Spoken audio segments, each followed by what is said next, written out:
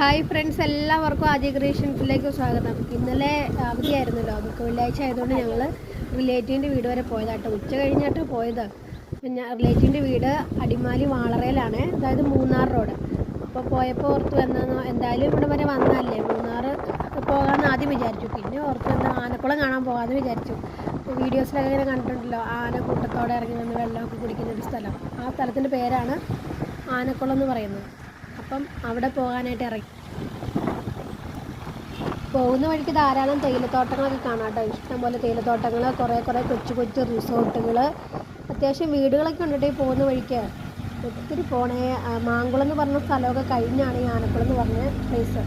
അപ്പോൾ ഇഷ്ടംപോലെ ടൂറിസ്റ്റ് വണ്ടികളൊക്കെ പോകുന്നുണ്ട്. ഇഷ്ടംപോലെ പോകുന്ന വഴിക്ക് തേയിലത്തോട്ടങ്ങൾ കാണാം, റിസോർട്ടുകൾ കാണാം.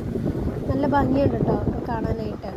ഇപ്പോൾ അവിടെ ചെല്ലുമ്പോൾ ആന ഉണ്ടാവുമോ ഇല്ലയോ എന്നൊന്നും അറിയത്തില്ല. എന്തായാലും ആനയെ കാണാൻ പറ്റുന്നുള്ള പ്രതീക്ഷയിൽ ഇങ്ങനെ ഞങ്ങൾ പോയിക്കൊണ്ടിരിക്കുകയാണ്. തേയിലയൊക്കെ നിൽക്കുന്നത് കണ്ടാൽ ശരിക്കും മുട്ടക്കുന്നിൽ തേയില കൃഷി ചെയ്ത മാതിരി.